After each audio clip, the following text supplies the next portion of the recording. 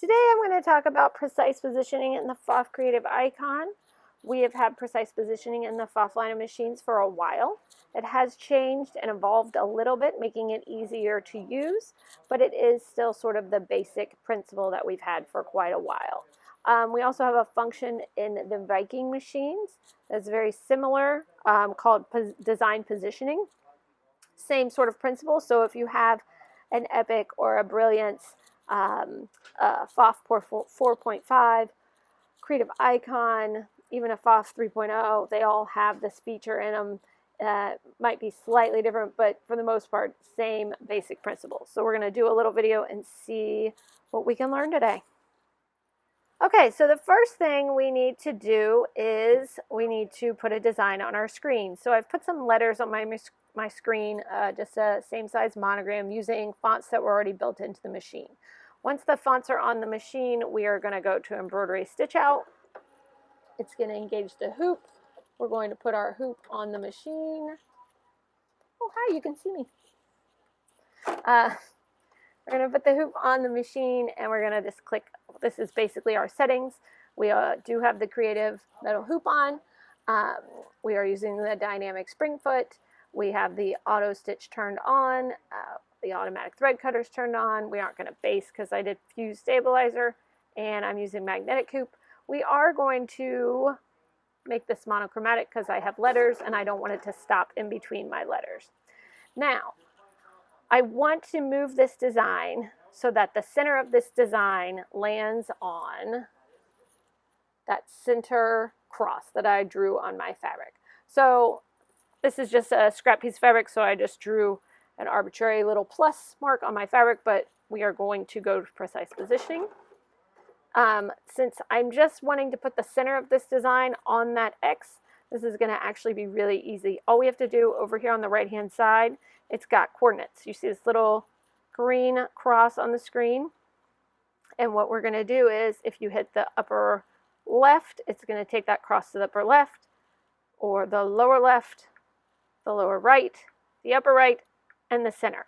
What we're doing then is when we move that plus, we're moving the cursor to the point on the design that we want to match. So I want to match the center of the design. So I just by hitting the center mark, it's going to take it to the center of the design, and I'm going to go to step 2 and lock it into place. And you can see it changes from a green plus to a gray target.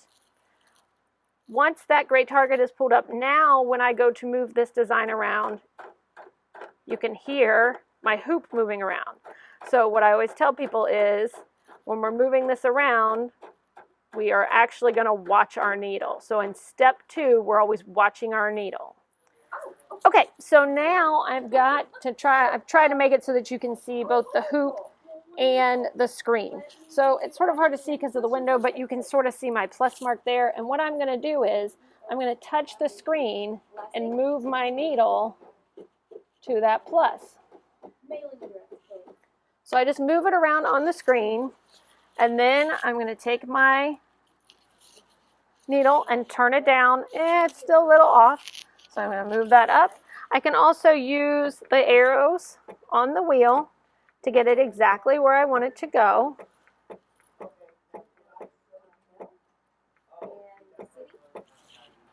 Oh, boom, right on top of it. Oh yes, that's perfect. So let me show you a little closer. My needle is lined up perfectly in the middle of my cross, which means since I have put the target in the middle of my embroidery design, the center of that A, so right where that straight part of that A is going to stitch right in the middle of that plus. Some things you want to be aware of. I've had people very curious. Questions I usually get are, is this the first stitch that's going to stitch out? Or they get panicked when the design starts to stitch and it's not stitching right where this target is. Well, the target isn't necessarily on stitch number 1 of the design. If this is a 30,000 stitch design, it could be on stitch number 11,532. It just all depends on where you are in the design.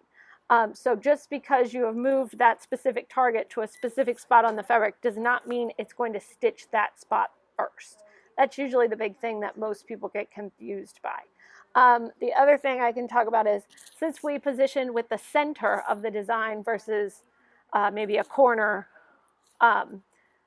we know that our design is straight. Now, we have an option here, step 3 and 4, where if we wanted to straighten that design up one way or the other, we could add another point, move it, and then rotate on this axis. We're not going to do that for this design because we don't need to do that. Now, if for some reason you get this and you do this and you go, oh, this is not the point I wanted, you can always go back to step number 1. Oops, maybe.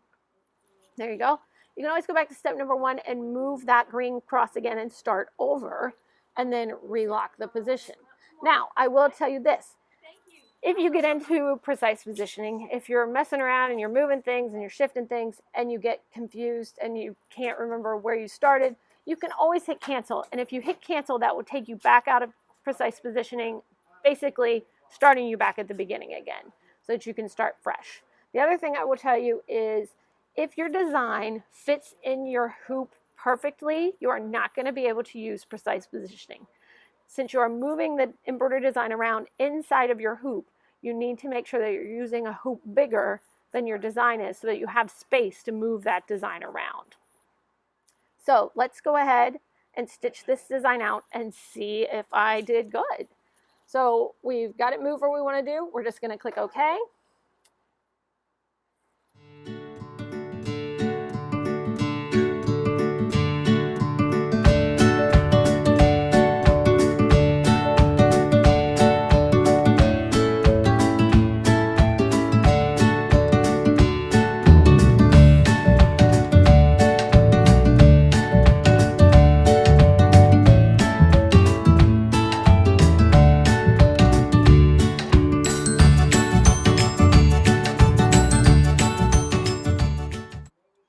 Okay, we're all finished stitching out, and now you can see faintly the little chalk line here, and you can't see the cross one because it's covered, but we did get the center of the design on the center of our mark. I used a Clover Choco liner to mark it. You could also use a Sew Line pen. They're water soluble. They erase very nicely. If it's something you know is going to stitch all the way over top of it, you could even use an ink pen because if you're not going to see it, who cares? But that is how you do precise positioning. If you've got any other questions, let us know.